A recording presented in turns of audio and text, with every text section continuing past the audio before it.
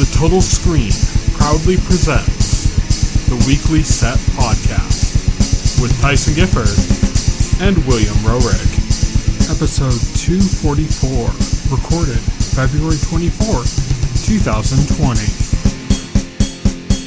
Hello everybody and welcome to the Weekly Set, the official podcast of the Total Screen. I am your host, my name is Tyson, and joining me today as always is our mate on the outside, William Rohrig. Hello. So today we're going to be talking about The Magicians. We're going to be talking about the last 3 episodes because they happened to do a double episode last week, and last week we were covering Lost as part of our rewatch. So that means 3 episodes to catch up. So that's what we're doing. We're talking about Season 5, Episode 5, Apocolypse now. Yes. Season 5, Episode 6, Oops, I Did It Again. And Season 5, Episode 7, Acting Dean. So 5 and 6 kind of go together a little bit, so... They're directly connected. Not that they kind of go together. Yeah, they kind of, one leads into the other, like in a more direct way than normal. Plus, they aired them back to back, so... But, 5 was cool. It was like it was done like kind of almost like a heist film, except that everybody was sleep deprived. So they found out that the way they could move the moon, which was like the last thing they learned they had to do to stop the harmonic convergence, they learned that the way to do that was to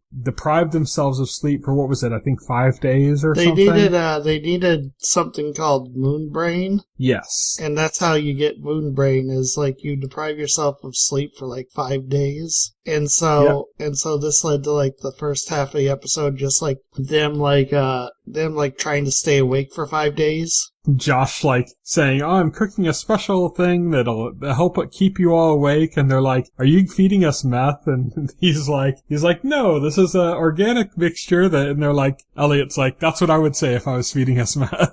Yeah, that's what I would say if I was feeding us meth. Of course, in addition to the moon brain, though, they also need like a piece of the moon to communicate with the moon. They found out that, NASA had brought a bunch back and they didn't have access to any of those, and there were some scattered ones around, but they're hard to find. We should mention that they learned this stuff because there was a group called the Lunatics. Yes, they have tattoos of the moon on their eye. Yes. And they find out this information. They need this moon brain, they need a moon rock. Moon rocks are hard to find. They're basically like moon worshippers. Yeah. And they find almost out like fetishists. Almost like fetishists. They find out this information because Julia visits this woman, one of the lunatics, who's literally in a loony bin. Yeah. And that's how she finds out the details of what she has to do. They end up finding out that they find the location eventually of a moon rock. They're hard to find though because, a lot of the lunatics have used them up, because when you use them for that spell, they disintegrate. Yeah. As you use them for this spell, and so many lunatics have done it to try to talk to the moon and stuff, that they've burnt up a lot of the moon rocks that have existed, and then other ones are just randomly turn up in places where you wouldn't expect them, because a big shipment of them was stolen, and they ended up finding them in random garage sales and things like that. So there's no way to really find them. They have to find somebody who's notable that has one, and they end up finding a eccentric billionaire guy. Yeah, a tech billionaire. And they go and they visit him to try to find, talk to him about either procuring the moon rock from him or stealing it from him. And they notice he's got one of these tattoos on his eye too. So he's one of the lunatics. Yeah, he's one of the lunatics, and that's why he has the rock. On top of that, he has no interest in stopping the harmonic convergence. He plans to profit from it. Yeah. A true corrupt billionaire. Yeah, like a true corrupt billionaire. He's well, hey, crisis, you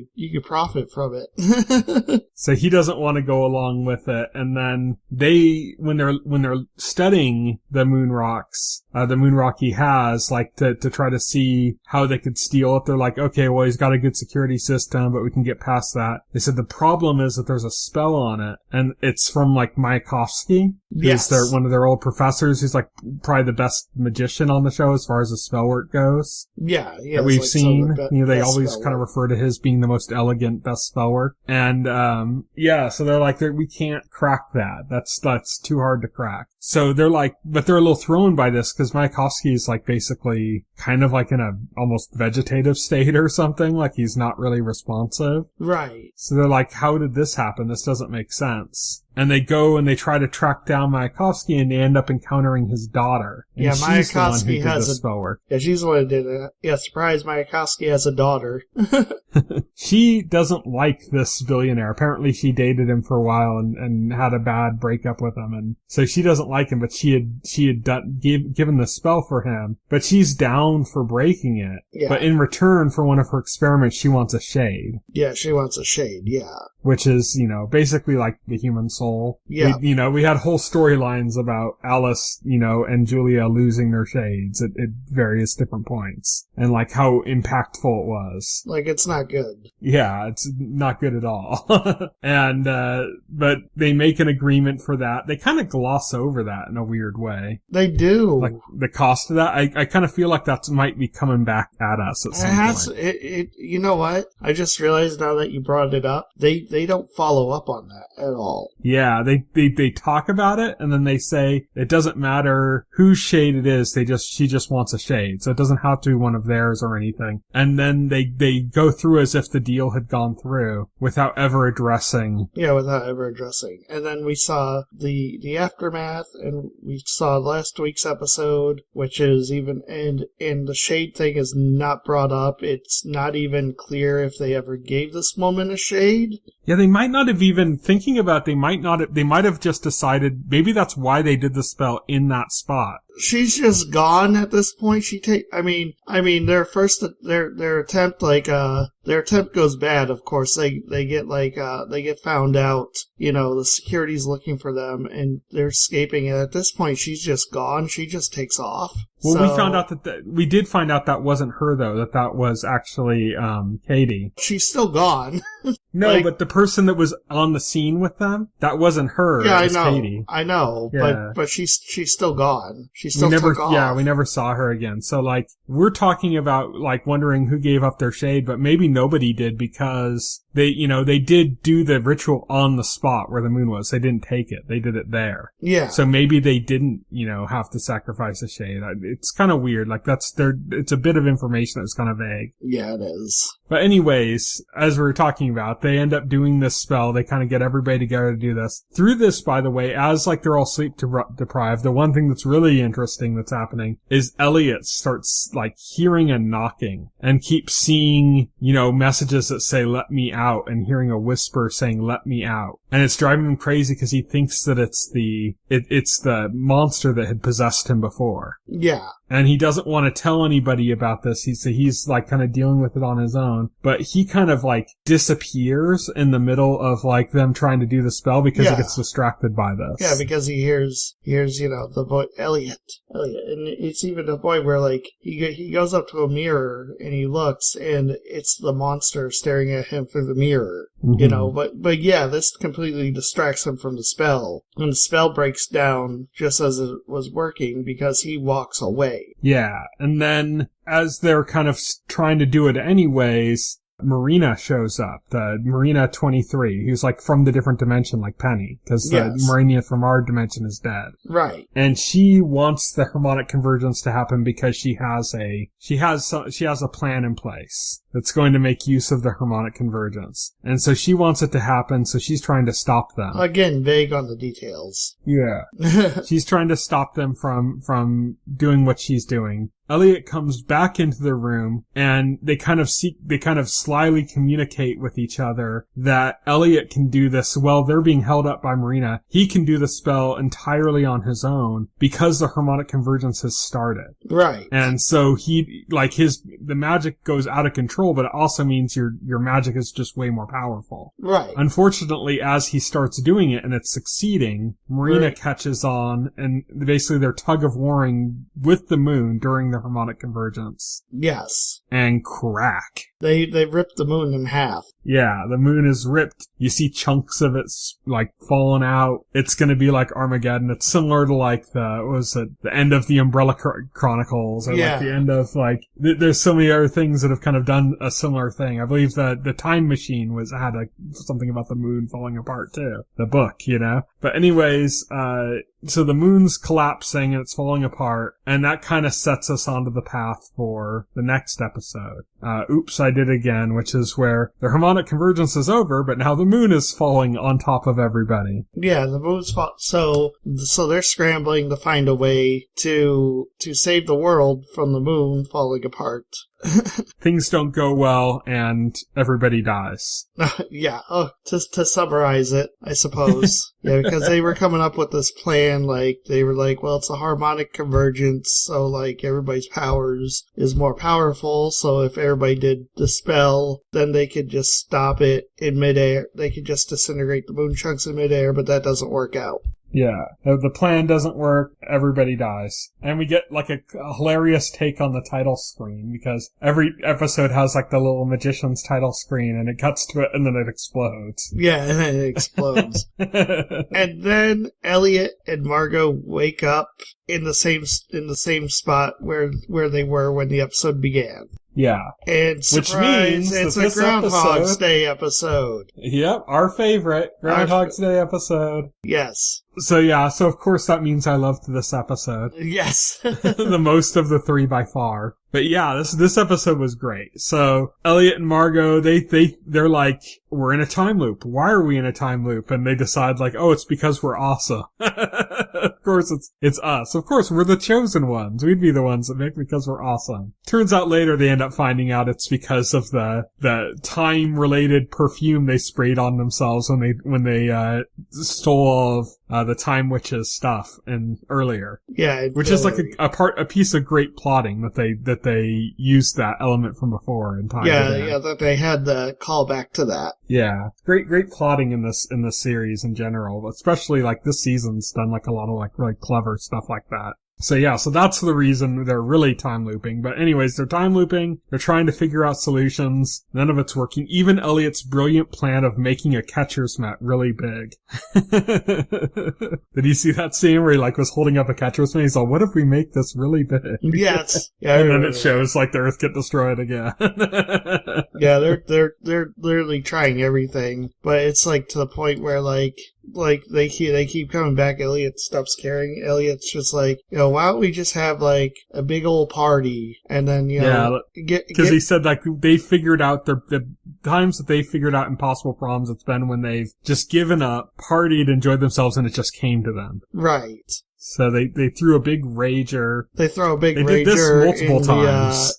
They do this multiple because like every time it turns over, they don't show it every time, but every time it turns over, like you hear a ding, like ding. Yeah. So they do it so they hold this like rager like multiple days. They just go days and days for this, until disaster strikes. Yeah. And by disaster striking, I mean Margot gives a hand job to Todd. Yes.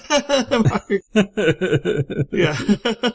Needless to say, all this raging isn't really working out. And at some point, Margot decides that they've done enough and that Elliot needs to snap out of it and they need to start coming up with a real plan. Well, Margot ends up actually coming up with something at one of the parties. She ends up talking to somebody. Oh, that's right. Who's obsessed with like whales, and he says something, and basically says something about like, oh, there's a station by the beach or something, and she tells like Elliot she's gonna like follow up on it.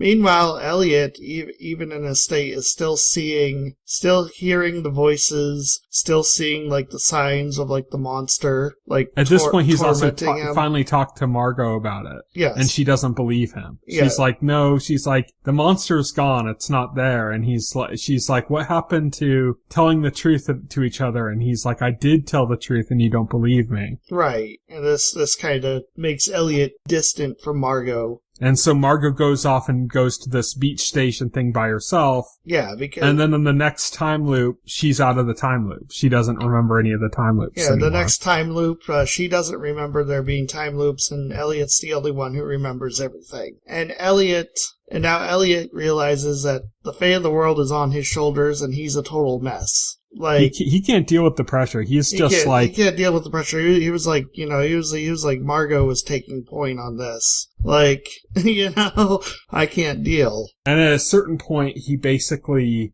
gives up and decides to open up the door. Yes. To the monster that's knocking. Well, he does that from a suggestion from Josh. Because there's the one scene where he sits down with Josh, tells Josh everything, and Josh says, well, the best way to overcome your fears, like, he doesn't say this exact, but this is basically what he says, the best way to overcome your fears is just confront them. So just open the door, let them in.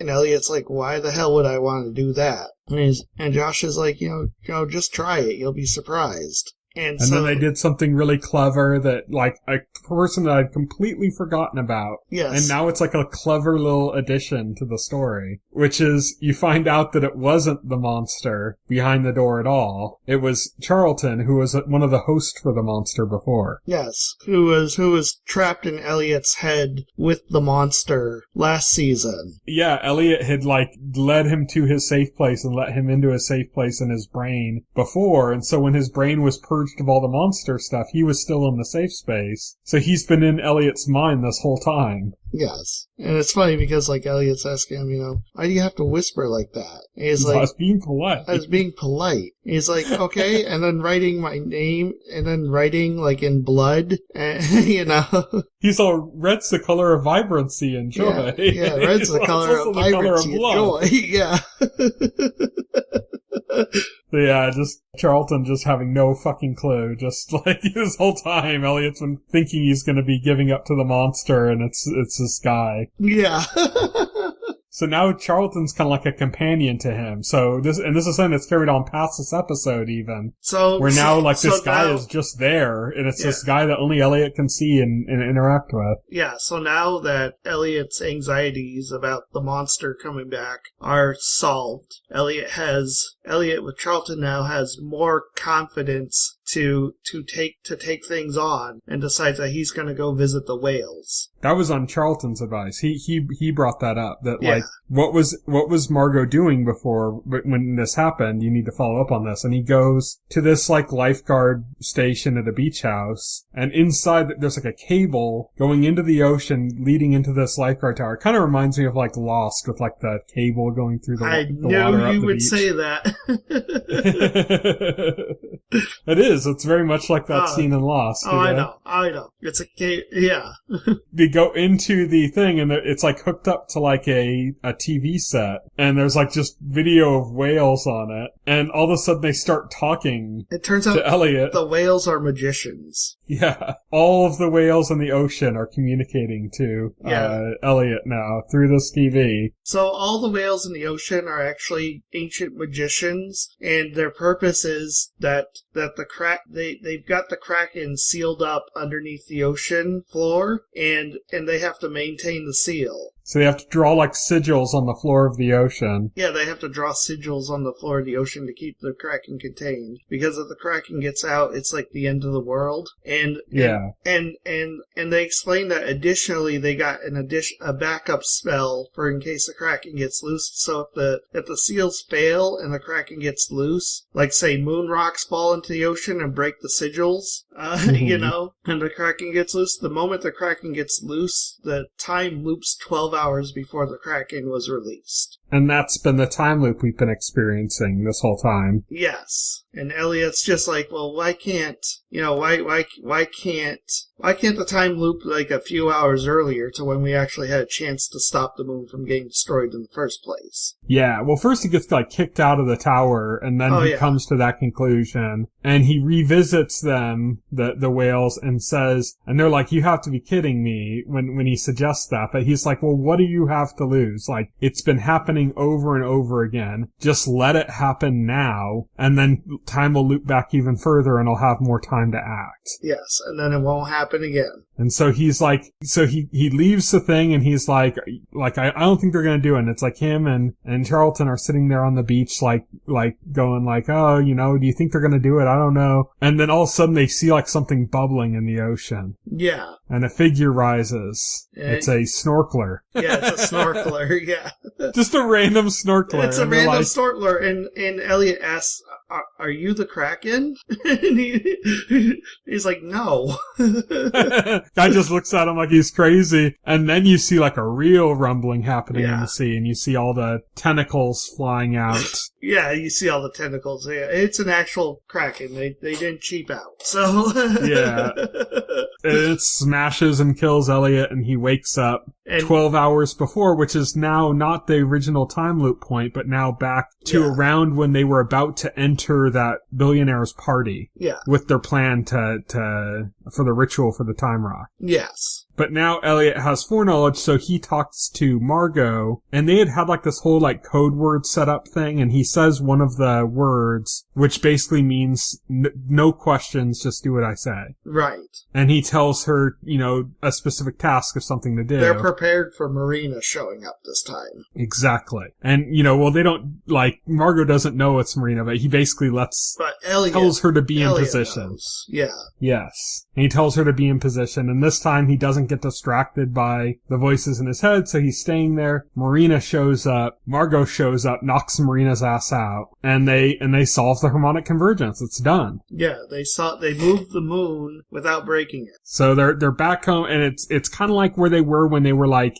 oh shit, everything's time looping, the world's messed up. It's like they're in that same situation, except now they're celebrating because everything went well, and everybody kind of goes their own way, once they finish up. And then Todd comes. Yeah, Todd shows up. Yeah, so yeah, Julia is celebrating along with everybody else. Julia thinks she accomplished her quest, and then Todd shows up, and Todd's like this pig guy told me we need to save the world. And Julia's like, are you fucking kidding me? He came to Todd? Yeah.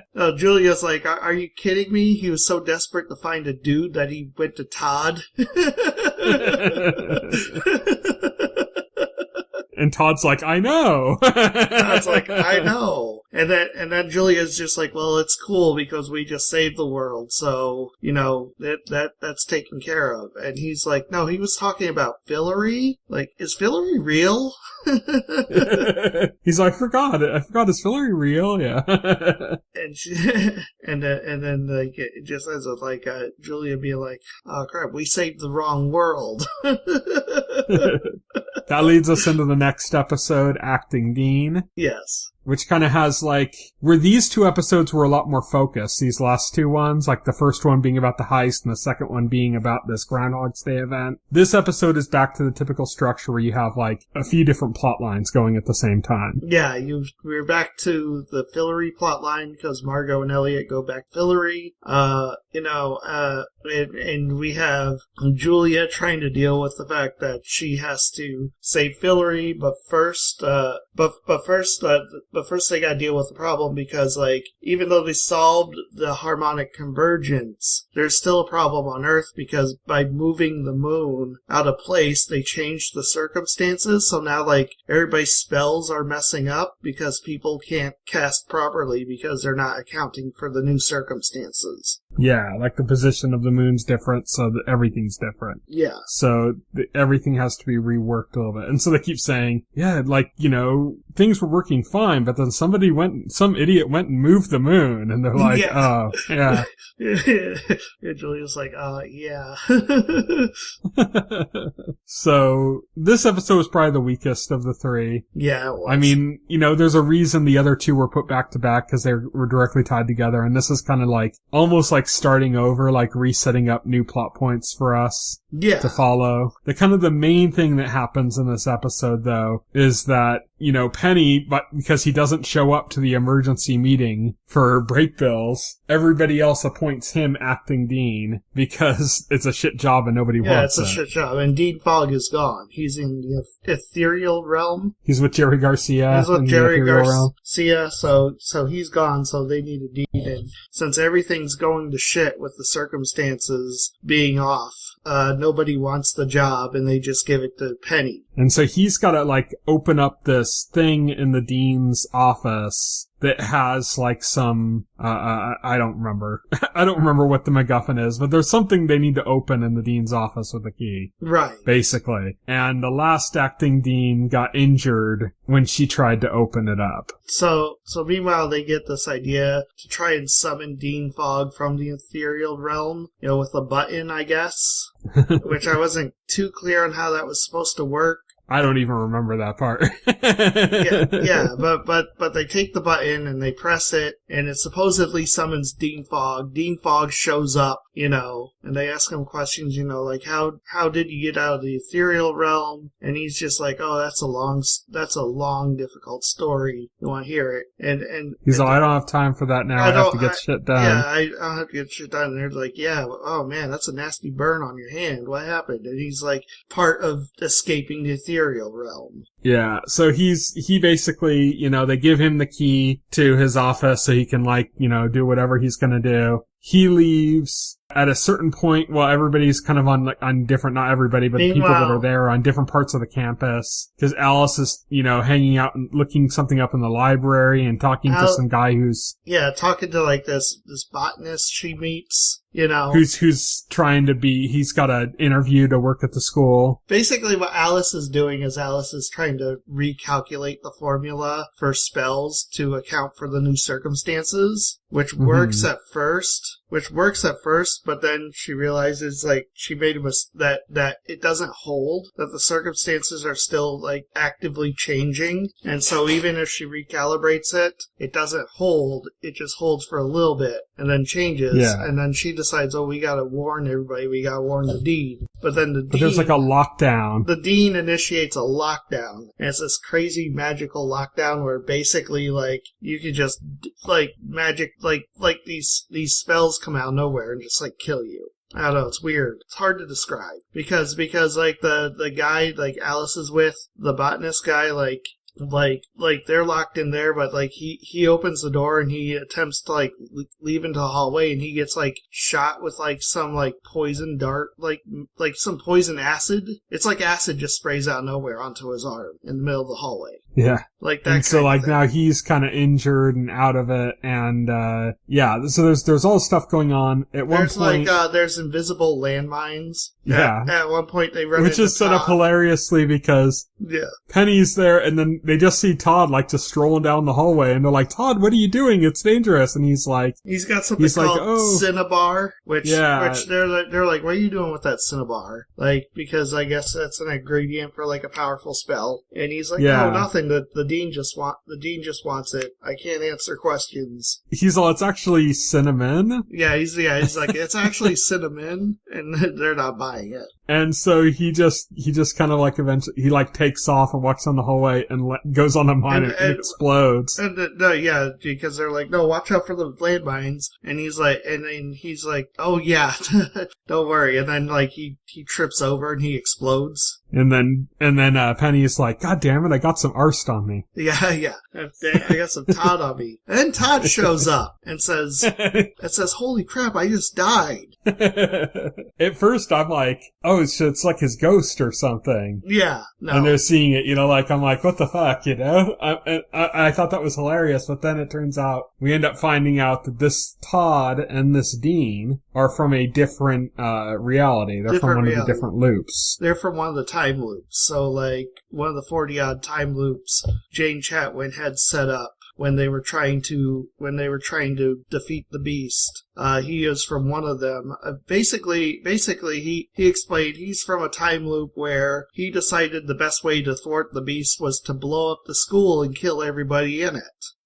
Which, okay, that was certainly an idea. So he's like the crazy evil Dean or whatever. Yes, yeah. So we know he's insane, and that was evil Todd who blew up. Yeah.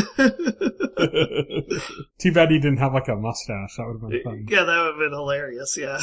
But anyways, he, they go and they confront the Dean, and he in like a greenhouse, and he demands like the Cinnabon or whatever, and they take a cue from Evil Todd and give him cinnamon instead. And so he's setting up to basically steal break bills and bring it to his timeline. And it doesn't work because it's cinnamon instead of the other chemical or whatever that they needed for the spell. Right. And so that's, I'm trying to think about anything else that happened in the episode. There wasn't too terribly much else. Oh, yeah, I guess we could talk about this stuff in Fillory. Oh, yeah, that something actually important happens in Fillory, too. So, yeah, we can't forget this. So, basically, the main plot of Fillory is about, like, the fairies, and basically the one guy, like, the one assistant to the Dark King is basically they find out that he is trying to frame the fairies by saying like they're stealing people's gold, and so we should go after them and kill them and get the gold back.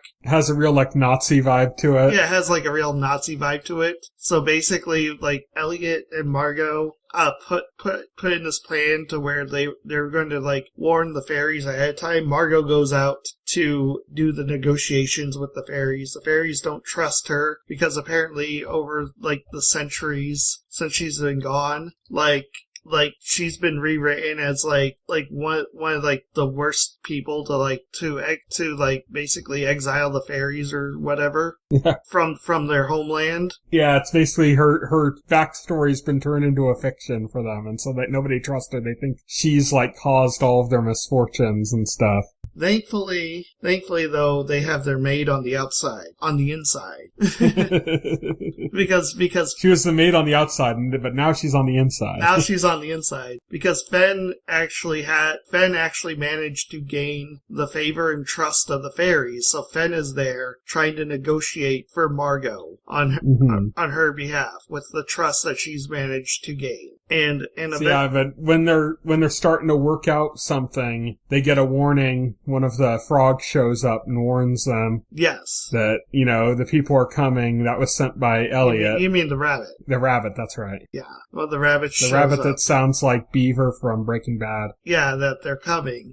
And so basically they set everything up. And they basically set it up so that they have all that the fairies are hidden. And Margot basically the fairies are hidden, and Elliot turns around because Elliot's coming in with the troops. And Elliot turns around and goes, I guess they're not here. Yeah. And this like the squirrely like assistant who's like again who hates the fairies, like this obviously like has him upset that they're not there. And Margot and Fen and the main fairy there are watching them like from their hiding spot, and Margot sees him just plant some gold there. Well, it wasn't Margot. It was Fen. Charlton. It was Charlton that sees it. The guy inside. This is the cool thing about Elliot having this passenger now or whatever, is that he saw the guy plant the gold, and he tells Elliot this, and then Elliot plays along like, oh, I guess you're right. With the guy knowing that he can't deny it at this point because he's just going to look like a crazy fairy supporter or something. Right. So he goes along with it knowing like, okay, well now we know this is the guy that hates the fairies and is causing all the problems. They know for sure now, so now they can like look into him.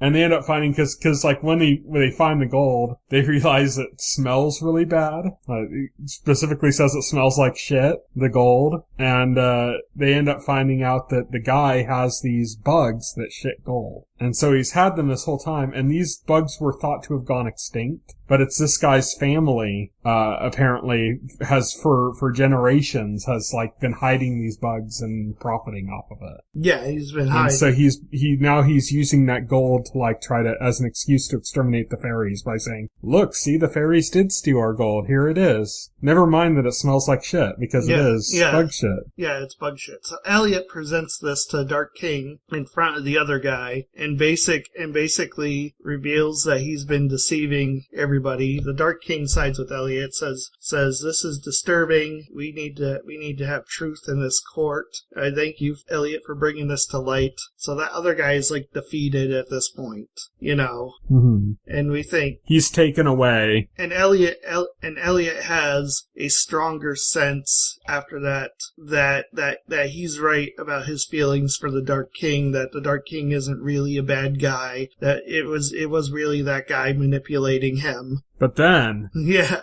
Elliot, Fenn, and Margot are having like a meeting in the woods where they're talking about what's going on. And Elliot's basically talking about, so, well, you see, this means that the king's good, you know, what's going on. They hear something, realize the king's in the woods. By the way, the guy, in Elliot's head, still even after that doesn't agree with Elliot that the king is good. Like, he thinks there's something off with him. Yeah, he said he's called the Dark King on his own, you know? Like, yeah. So then they see the Dark King. He's in the forest. They're like spying on him, and he throws something like on the ground, and the ground starts to like ripple. I think it was that gold. It looked like that dung beetle gold they threw on the ground. It was, anyways, what it was. It turns out that he's been summoning these takers. Yeah, he's been summoning these takers, which would also explain how he's the only one who could destroy them. Conveniently enough. That might tie into the little visual effect too of what apparently it looked like when he destroyed them, that like they were kind of being absorbed into him. Yeah. That like he's kind of like powering them and then taking them back, you know? Basically, it looks like he took over Fillory by manufacturing a threat and then being the only person who could solve that threat. Yes, exactly. And so that's the end of the episode. Yes. So that was The Magicians. We're now caught up. Next week, we are going to be talking about the next week's episode of The Magicians, as well as The Mandalorian. We're going to be discussing that, the first season that's already completed on Disney+. So we'll be talking about that next week. Week after that, I'm taking a week off because I'm on vacation. I'm not going to have access to my systems to record the podcast and edit it, so we're just going to take 1 week off. But yeah, next week, Magicians and The Mandalorian. Here's what's coming up in the week ahead, or the couple weeks ahead. On Wednesday, February 26th, 2020, SEAL Team returns to CBS. It's Personal with Amy Hogarth begins on True TV, and I Am Not Okay With This comes to Netflix. That actually looks pretty good. It's like a weird coming-of-age, like, superpowers kind of thing. Huh. From like some of the people behind Stranger Things and The End of the Fucking World. So looks kind of interesting. I'm interested to see how that turns out. On Thursday, February 27th, Followers comes to Netflix, and Season 2 of Altered Carbon comes to Netflix, which is a divisive show that I actually quite enjoy, so I'm happy to see that come back. Then on Friday, January 28th, Queen Sono comes to Netflix, Babylon Berlin to Netflix, and Unstoppable to Netflix. Sunday, March 1st, Dispatches from Elsewhere comes to AMC. This is like a big show with a lot of fairly big name people in it. Jason Segel's in it, I know. That comes to AMC. On Monday, March 2nd, Breeders comes to FX. That's a comedy, kind of a family comedy thing, but it's got Martin Freeman in it, from, The Hobbit and Fargo. Right. On Tuesday, March 3rd, Empire returns to Fox. On Wednesday, March 4th, Dave comes to FXX. That's Little Dicky, the rapper. It's like he's got like a comedy show about him, I guess. I really don't know anything about him, so... But if you like Little Dicky, there's a show called Dave about him on FXX. On Thursday, March 5th, Cake comes to FXX. Better Things to FX. Devs, which is a miniseries, comes to Hulu. That's got Nick Offerman. It's from like the creator of like the Ex Machina like movie, the one about the Turing test with the robot. So yeah, that looks really trippy and surreal. It's like a really weird looking show. But that comes to Hulu. And Castlevania returns to Netflix for its 3rd season. And so I'm sure we'll talk about that eventually. On Friday, March 6th, Amazing Stories comes to Apple TV+.